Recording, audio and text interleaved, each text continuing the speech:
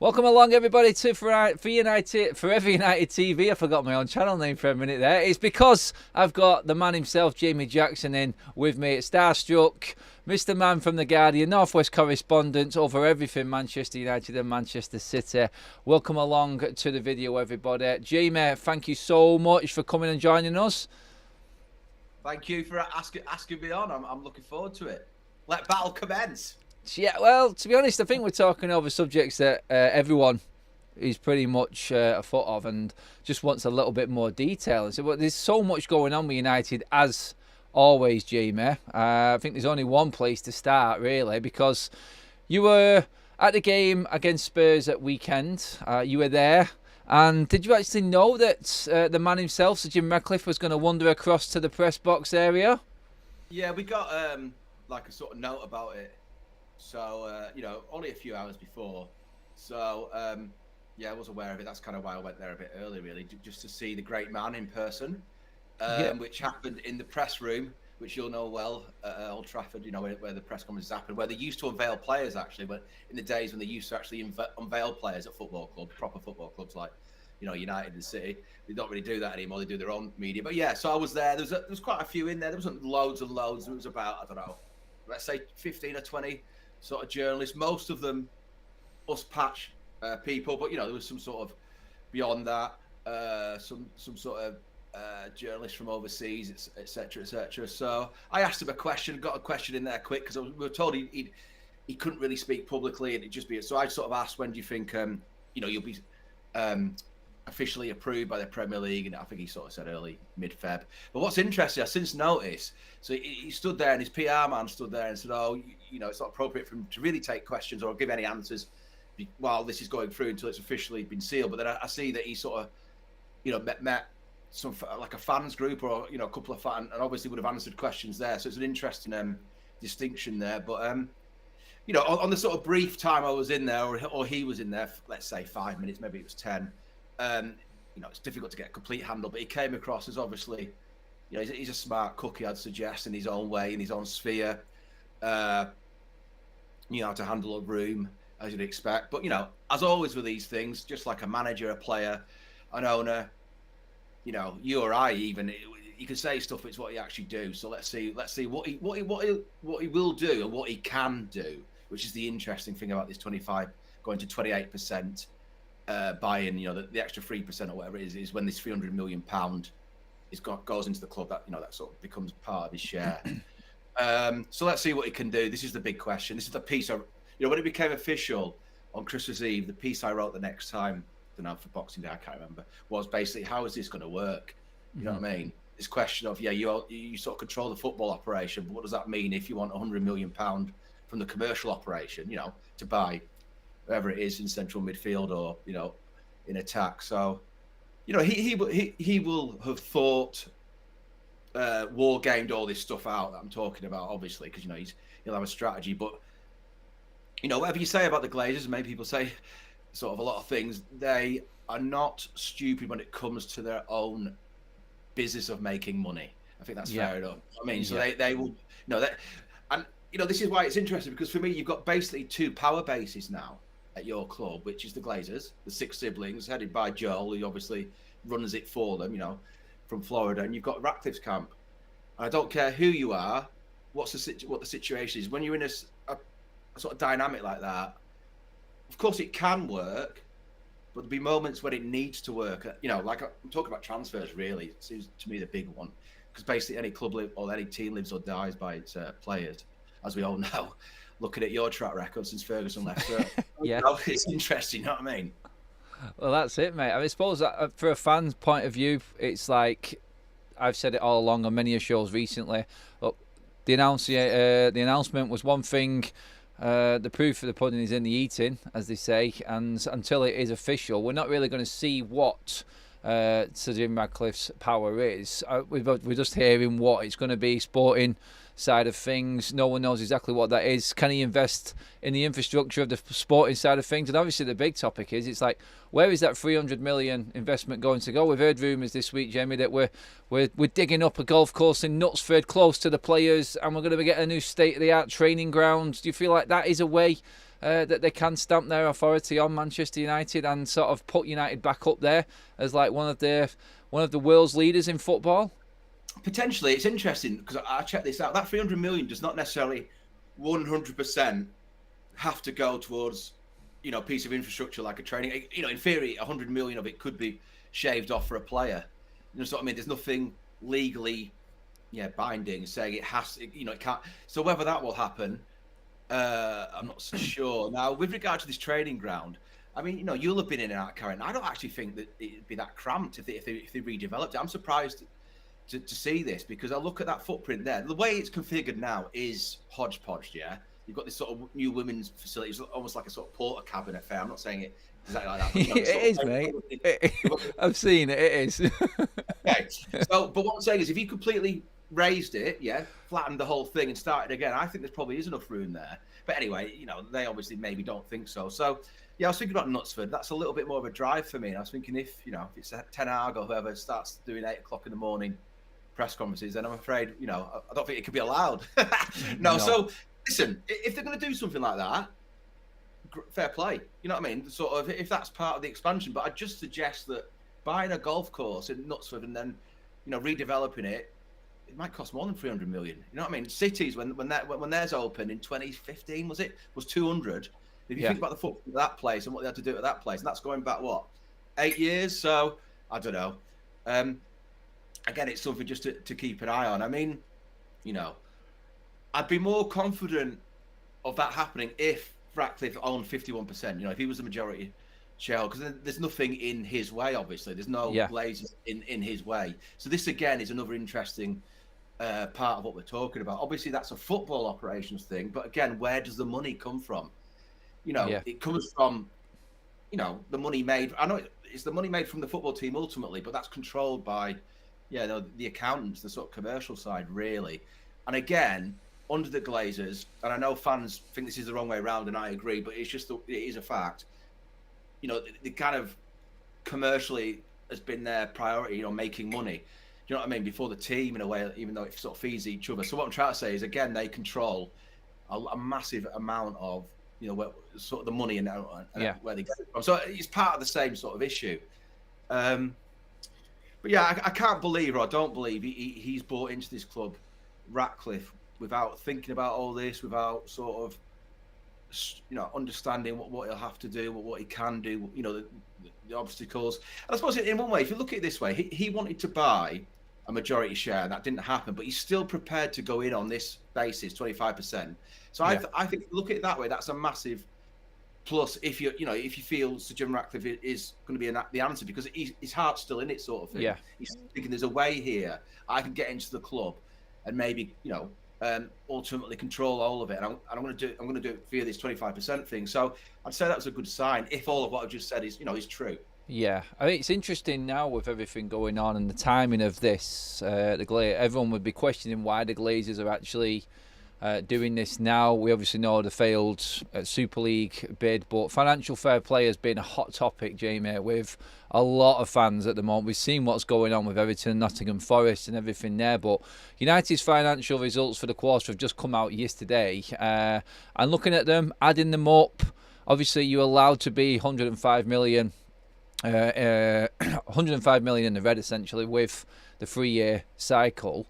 Manchester United right now, about 2.5 years into the recent one, calculated in what I was looking at, about 215 million over. So you go back to this investment again, and obviously Manchester United have not had investment from an owner for, 2 decades. The Glazers haven't put any money in. Well, as part of financial fair play in terms of balancing the losses, owners are allowed to invest money in. So I take it, even though he's only got 25%, he is seen as part of the ownership of the club. He's allowed to invest some of his own money to counteract financial fair play and sort of balance the books for us, I'm guessing. Would I be right in thinking that? This is where it's interesting, because if you look at Newcastle, they're having to comply with FFP, you know, exactly what you talk about, and yet they've got very, you know, probably the richest owners in the world. So it's to do with your means, it's to do with what you're earning, bringing in, and that's why, you know, United, because they are such a massive commercial operation, have an advantage if they didn't have a massive debt the Glazers basically have to service the rest of it. I mean, they paid a fine, didn't they, last year? Yeah. Summer for contravening these FFP or FFP regulations. So I don't think it's as simple as. And this is one of my things with FFP. I've got to be honest. I'm thinking, well, say it's me, for example. Say I wake up tomorrow and I found £10 billion down the back of my sofa, and I want to buy, Macclesfield, which is like the nearest football club to me, and pump in 2 of that 10 billion. Well, if it's all my money, why should FFP stop that happening? But that's basically what the regulations now decree. You know what I mean? Yeah, and it seems a little bit backhanded, that a little bit sort of like wrong way around in a way. I get why the other side of it, which is to stop clubs sort of overspending and going out of debt, but there should be some sort of a more nuanced or intelligent way, or just sort of calibrated way of being able to say, right, okay, Jamie Jackson's got £10 billion. There it is as a fact. He wants to put $2 billion in. We've got no problem with that, because why would we? It's his money. It's almost like stopping a freedom of choice. So to go back to your point with Ratcliffe, it seems a shame if he wanted to, or if he has the wherewithal, to not be able to do that. But again, in the long term, if you're looking at a situation where the Glazers are eased out, and you've got an owner, whether it be Ratcliffe or whoever it is, who hasn't got a massive debt he has to service, not rest of it. So all the money you're generating, which is a mammoth amount, it is. In these terms, I think United is the richest club in the world in terms of the money it generates. Real Madrid don't do the same. That's why they got that debt. Barcelona, they're not on the same level really. So you just need to get the right owner, and that's why. Yeah, I always say a sign of how big a club United is that despite having the Glazers since Ferguson left, you still managed to. I know you haven't won the league, don't get me wrong, but you still managed to win some cups. Spurs, for example, would kill for just one of those cups. Do you know what I mean? So you've done that in spite of this difficulty you've had for so long. This sort of like this Glazer situation. So in the long term, all should be fine, because it's such an unbelievably big club. But it's just very frustrating. If you're a fan, seeing this happening, day in, day out, season in, season out, and hopefully Ratcliffe, he's going to do the right thing in the long term if he gets the chance. But I think it's going to be interesting to see how this pans out, because as I keep on saying, he's obviously thought about this, right? He's obviously sort of decided it's a good move. Listen, he'll be there to make money as well. That's the whole idea. He's not there, I don't think, for necessarily altruistic reasons, because he wants to sort of like rescue United and not have any profit from it. But that's he's a businessman. That's up to him. Blah blah blah. But anything's got to be better than what you've had since basically 2005 with Ferguson from 05 to 13, basically papering over the cracks. So he's such a brilliant manager. You know what I mean? Yeah. That is exactly it. Everyone in the chat, thanks for joining us as well. This is Jamie Jackson of The Guardian. Pinned at the top of the comment section is Jamie's Substack if you want to know more about what Jamie's into, besides following Manchester United around all of Europe for his sins. But yeah, it is there in the link, so do give it a click. Make sure you're liking the video as well, guys. That would be brilliant. But just to get into the financials again a little bit there, Jamie, you look at Manchester United, where they're at right now with the turnovers, the commercial side of things. You just described then why Sir Jim Ratcliffe has come into this. He actually can see that commercially Manchester United are a powerhouse. The football side of it effectively is what's taken away from them profits that the commercial team are bringing in. And the Glazers are in just a pure win-win here. They know that they've got the best team commercially in place at United. The revenues, as we've seen, fantastic.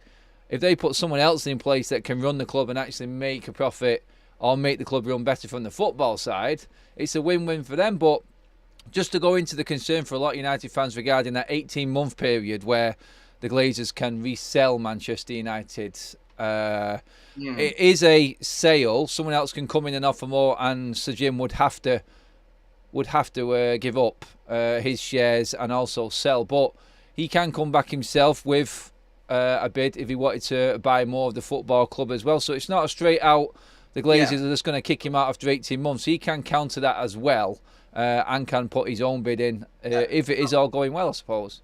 So this was around yesterday. I think the Times did it, but actually it's from the original documents that were released on 24th. I put it in a sort of an analysis of what was going on, or what it all meant in the piece I mentioned earlier. So basically, it can't happen for 18 months. But if say I come in and say, right, I'm going to offer you this is the Glazers, X amount for shares. Ratcliffe actually has first refusal, right? He can match that offer, yeah, and then he buys those shares, right? I don't think it becomes a bidding war then, unless I'm completely wrong. So he has first refusal.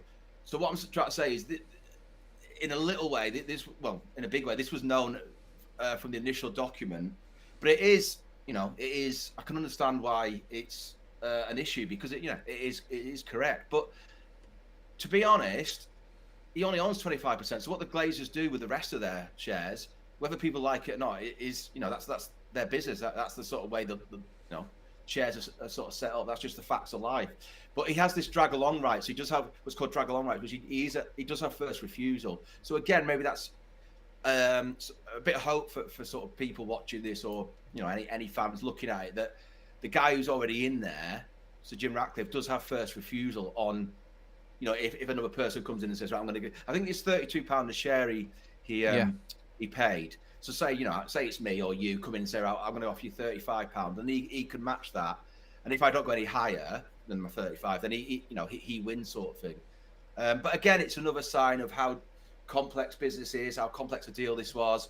Again, I'd say it's another sign of Ratcliffe backing himself, that if that scenario occurs, he'll be in a position, if he wants to be able to match it. But he might be looking at the other way and thinking, okay, I don't know this, but all right, let's say a person A comes in and offers 40. Well, I can't match 40, but I'm going to make that money. So again, that's the business side of it. So looking glass half empty now, that's again maybe a sort of sign of the instability of this situation. Yeah. But it's just the way it is, really.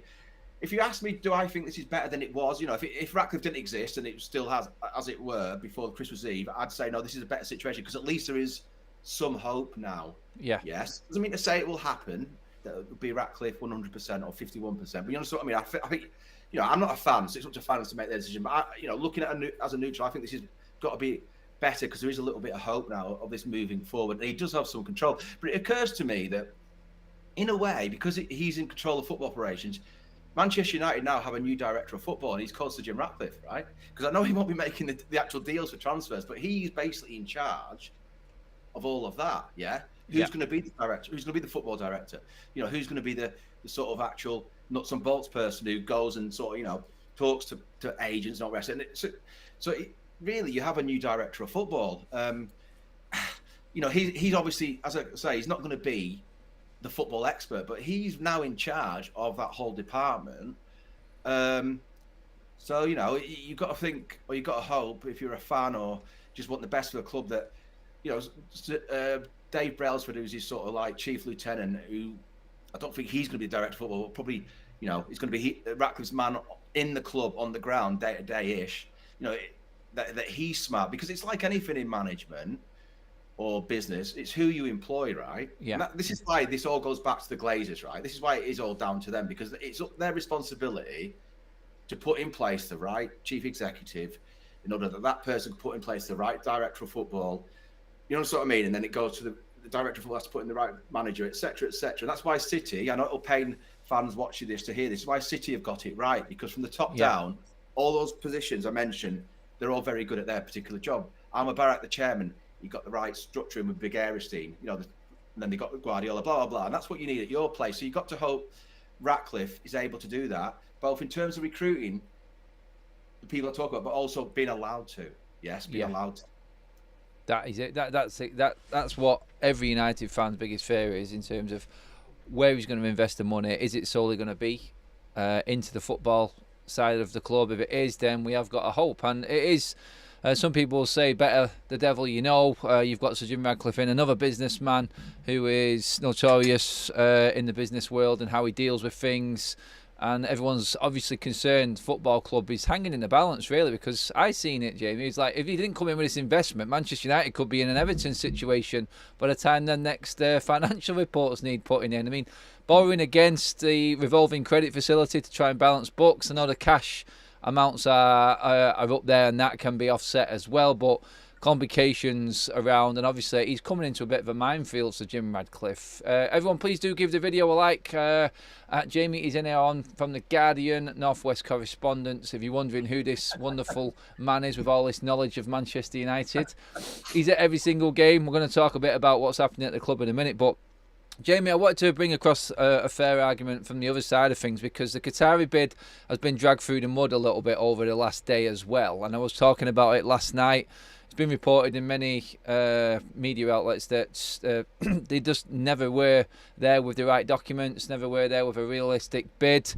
You were quite close to the bidding process from the Qatari side, weren't you? I mean, first of all, I know you wasn't in yesterday, so you wasn't a foot of everything that was said. You said that to me off camera, but could you see the reality of this? Were they genuinely in for Manchester United? Is this just something that we're going to find out is retracted and statements are changed from the SEC that came out yesterday? Yeah, well, I mean, as I also said to you off camera, I'm off work today, so tomorrow when I'm back in, I will check out basically everything you just mention there or ask. I mean, you have to be careful with this stuff, because they have said, from what I've read, in reaction to the claim that they did not provide the documents to sort of basically say they had enough money, that they want a retraction or an amendment. So if they're saying that, then they deserve a fair hearing, like we all would do, and that's basically what I'll be checking out tomorrow. All I can say is, all through the process, from when the very first announced their interest, which was, when was that? Was that sort of January of last year? I think it was, actually, wasn't it? It was just, yeah. You know, there was nothing to suggest anything other than they were genuine, because otherwise, why stick with it for sort of months on end and, you know, up the bid and lay out all these documents? But I have to say, it's interesting that the information seems to have come from official documents. I don't know if it's stock exchange documents, but sort of documents whereby, you know, you'd like to think whoever's providing the information is, you know, telling the truth, or certainly saying it in good faith. Yeah. So, you know, as I understand it, and again, I need to check this out 100% tomorrow, but it's not come from the Glazers. This is not sort of information coming from the Glazers. This is sort of coming from sort of a third party who's duty bound by law, you know, to make sure it's correct. So there's something's not right on one side or the other, and it'd be very interesting to see how this plays out. I do have to say that I was surprised a little bit that, and this has got nothing to do at all with what we're talking about with regard to them not having the actual money. I was surprised that they did not want to, or the Sheikh did not in the end up his bid to a point where the Glazers thought, okay, listen, this is really worth it. Now, what I was told about that was, you know, he's a business person like anyone else, and no one likes to be sort of, you know, ripped off or not get a value for money deal, and that's up to him. That was the only thing about it I was slightly surprised about. But yeah, you know, I can't believe, or I'd be surprised if he was not genuine. I mean, I just don't see what was the end game of that. Why would you go into that? You know. But let's wait and see. It's an interesting development, and as I say, it seems to have come from sort of, you know, legally binding documents from entities who have to sort of, you know, who have to do the right thing. So it is very interesting. And again, it's all, you know, it's all part. You just sort of broaden it out a bit. It's all part of the sort of soap opera that is Manchester United. I always say to people, even if you're not a football fan, right? If you can't stand the sport, right? If you just do not like football, you're still interested, I would say, in Manchester United, just like you're interested in the King, you know, the Beatles. You know what I mean? You don't have to be a fan of these sort of entities to sort of have an interest. You want to know, don't you? That's so interesting, eh? You want to know, don't you? You're intrigued, aren't you? You know, United's like a sort of cultural phenomenon. You know, it just is. Yeah. So this is another part of the sort of soap opera of Manchester United, really. Yeah, I've heard to put in that. You'll probably find out more tomorrow. And guys, do check out Jamie and his articles that come out. But there was apparently an offer on the table from the Glazers for just over $35 a share, and nothing came of that. So that would have valued the club at, I think it was around about 4.5 billion minus the debt, so just over 5. So yeah, if buts, maybe that was true, maybe it wasn't, we don't know at the moment. Like you said, we're all on the outside just waiting for that one expert to tell us this is a definite, that's a definite, this is fake, that's fake. I just don't think we're ever going to know. But just to finish up on the Sir Jim Ratcliffe side of thing before we move on, Jamie, when you was in and about Old Trafford, was the question, I think the question was asked, it might have even been you, I can't remember, you told me before we went on there actually, that the timescale of the actual announcement and the approval from the Premier League coming through, did we get a sort of idea from Sir Jim Ratcliffe on that, when he thinks it's all going to happen? Well, I did ask him that, and he basically said early Feb, mid-Feb. So what's that now? 3 or 4 weeks away. Yeah. I mean, and he made a joke actually. Yeah, that was it. He said, hopefully, nothing is found. I can't remember exactly what his word was. Nothing is found. He wouldn't use the word dodgy, but untoward on the CV, on our CV. When the Premier League did the due diligence. So there's a bit of humour there. It was actually one of the few questions he asked. Sorry, he answered, which might actually have led to a bit. To a news line, because he was sort of saying that he wasn't able to do that. So I mean, I don't see any hitches with that. I think it'll go through. I mean, who knows? Again, as you just rightly said, Adam, you just never know until you know, sort of thing, until it's sort of sealed. I have to say that would be an unbelievable, even for Manchester United, the soap opera I just described, that would be an unbelievable twist if the Premier League turned around and said, "No, sorry. We reject you." I mean, I'm not saying that's going to happen at all, but football's so wacky at times. You just never know. Some of the sort of stuff I've reported on during my time has just been like, some of the stuff you find out actually you can't report. But anyway, I don't think there'll be any concern there. Yeah, we'll come to a few questions from you guys towards the back end. I just want to get into some more topical stuff regarding Manchester United. Obviously, transfer window is open, Jamie, and Manchester United could be looking for a loan signing in the forward department. Would that be now because it looks like Erik ten Hag has fallen out with another forward, i.e. Anthony Martial now is training on his own. The next one, it's like we get rid of one who's been isolated. Now let's put another one into that isolation chamber and let them suffer for a little bit. What is going on with Anthony Martial, Jamie? He just seems to be... He walked off the pitch after Bournemouth and United lost 3-0.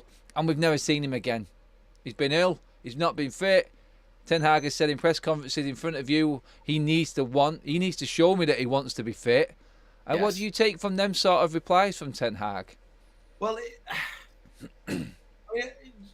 you sort of first part of your question, I thought it was an interesting moment when, because apparently they're interested in Timo Werner. Now, that deal didn't happen. That says to me, again, a bit like last January, we haven't got a lot of money, really.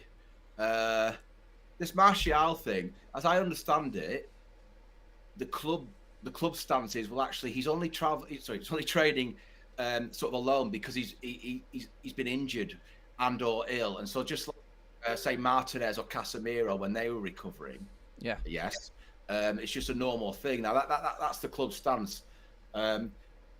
So again, there's two sides to that story, because Matt Hughes reported the story for the Daily Mail. Is obviously a top reporter. He's a very good operator. So again, some things not quite matching there, and there's sort of two accounts.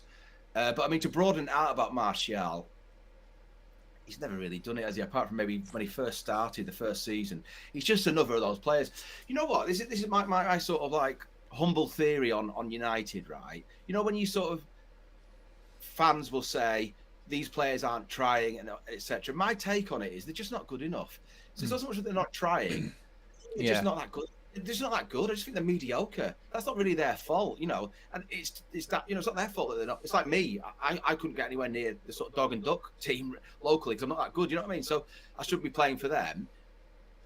A lot of these players shouldn't be playing for United. So when you see these sort of what they are mediocre performers, that's basically because it's their level. There's a couple in there I'd elevate. I'd say better than that, which is Luke Shaw and Bruno Fernandes. Beyond that, they're a bit hit. Maybe Garnacho has a chance, but he's got to do it consistently. But you understand what I mean? Yeah. So, I don't know. It's just... So to go back to Martial, he's a massive example of that, right? A sort of more mediocre player who I cannot believe is still at the club. Is it 7-8 years on? Yeah.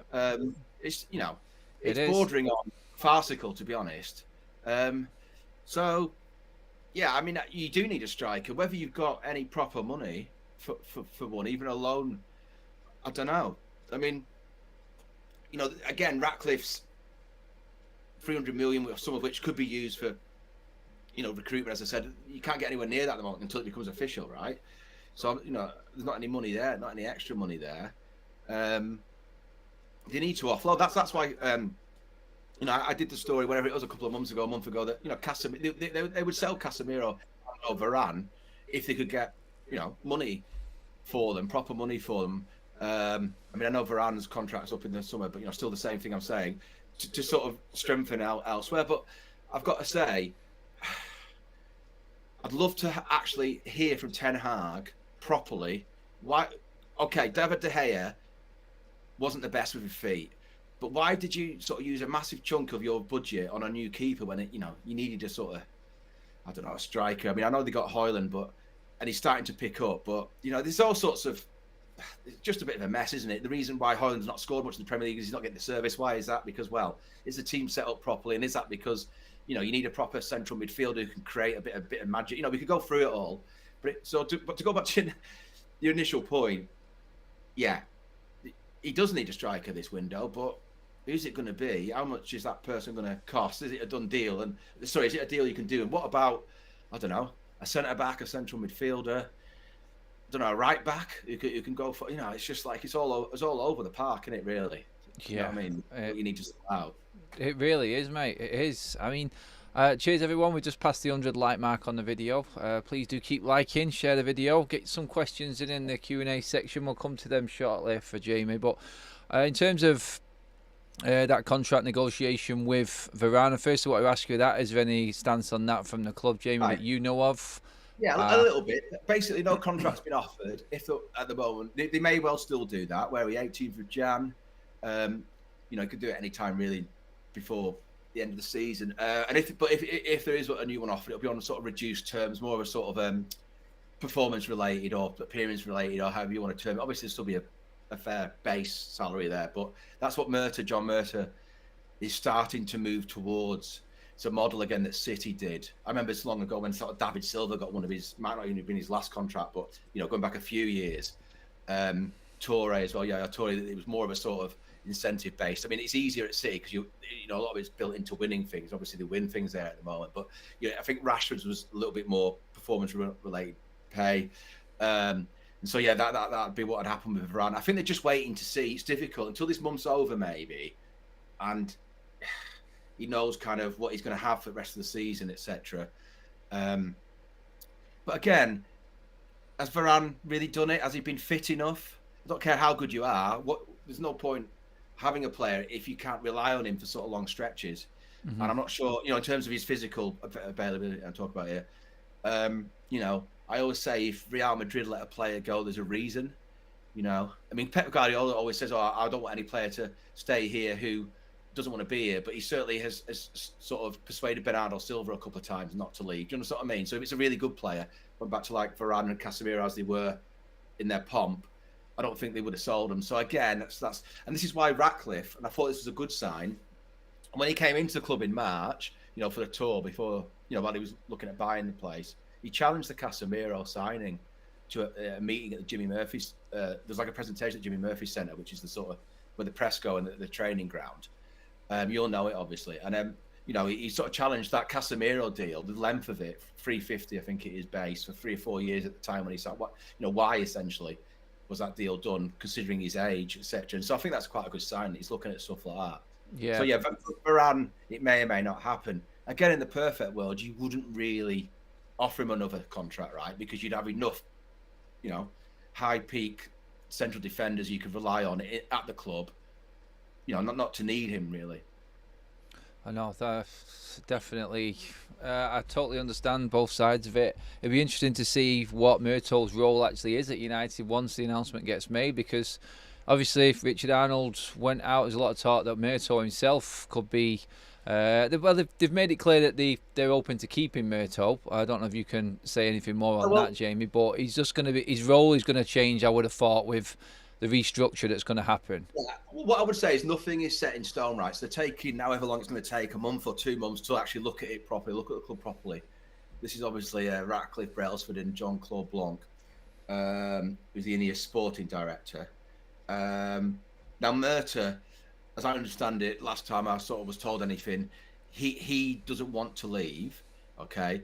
Now, I'm not saying I don't think he will leave unless, if they offer him another role. Obviously, that's up to him if he accepts that. But at the moment, he doesn't want to leave, as I understand it. Now, whether they do replace him as football director, I'd be surprised if they don't. Yeah, I would. Yeah, I'm not saying necessarily they should. I'm sort of more open-minded about John Murtough. I think if everything else was working at that club, then he'd do a good job. But anyway, they might look at him and say, right, he's a massive part of the problem. Now, who they replace him with, I don't know. Is it going to be Ashworth at Newcastle? I don't know. Has Ashworth got such a great track record at Newcastle? I'm not so sure. I mean, aren't a lot of the players there predate him? He's not been there that long, has he? I'm not saying he can't do it, but what I'm saying is, if you're trying to, go for best in class with a proven track record, would you go to him? I'm not so sure. It seems like another gamble. It might work. Yeah, he might work. He might not. So, let's wait and see. All these things we're talking about in themselves are such, we haven't even talked about Ten Hag's future yet, but, the recruitment, the football director, the chief executive, these are all massive, massive decisions, which if you don't get right, all of them have to be right, really, Yeah.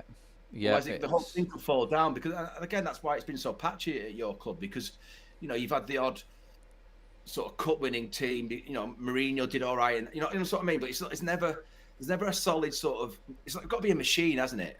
Yeah. A top football machine that, it's just sort of so well put together that exactly what part you need when one drops out, when you get a new manager or a new football director, or the centre back needs replacing, because the rest of it is so sort of supreme. It's very difficult to hold that while you're sort of competing season to season now.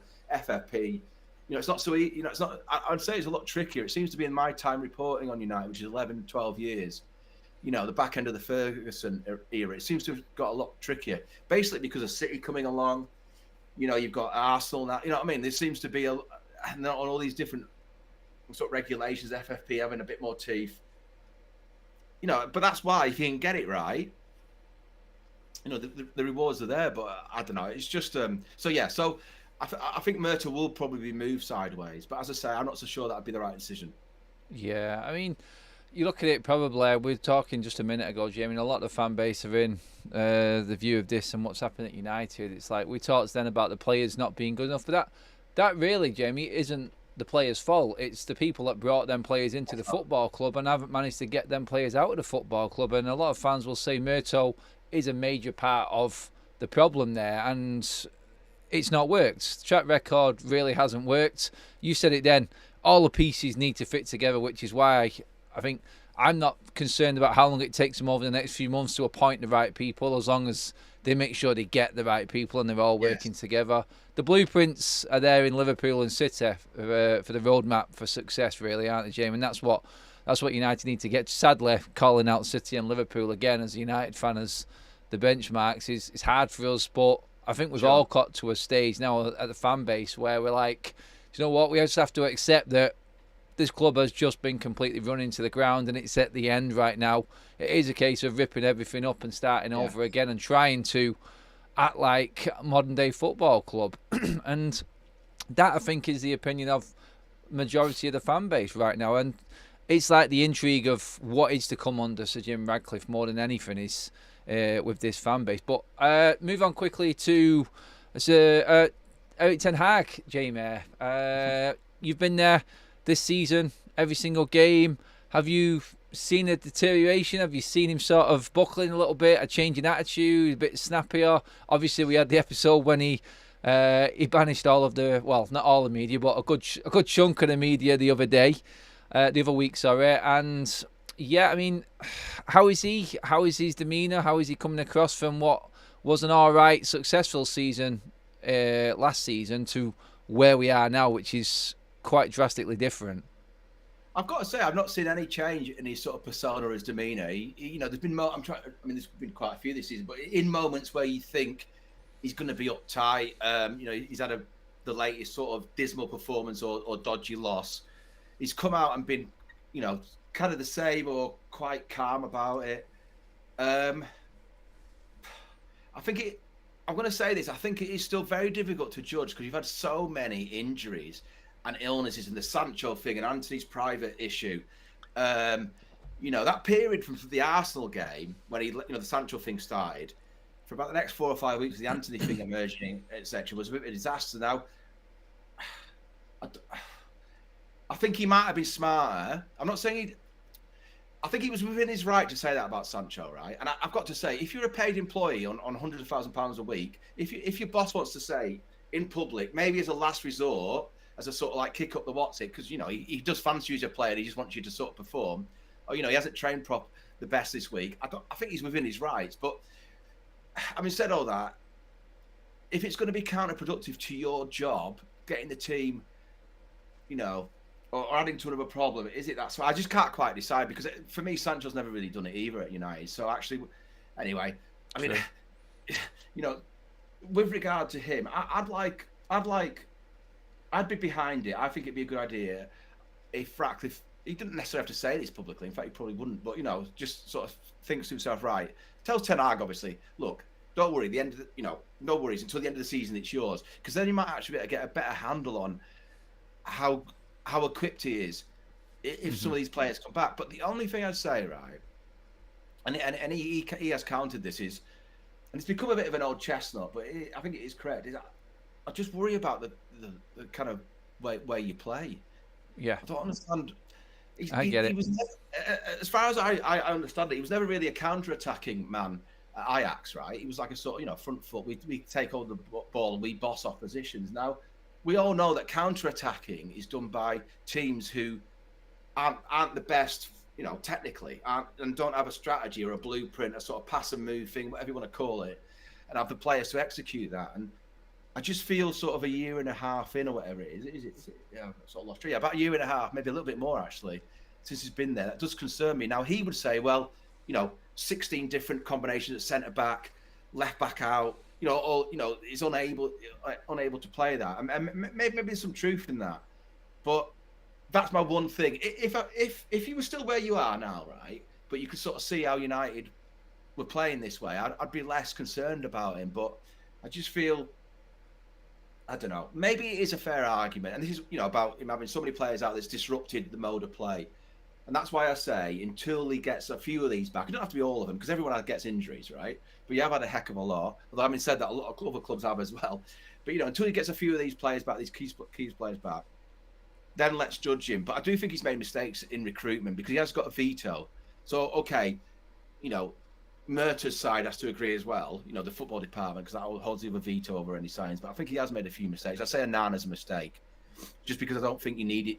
In terms of absolute priorities, a goalkeeper wasn't up there in the summer. Yeah, you probably in the long term needed to get a new one, but not then.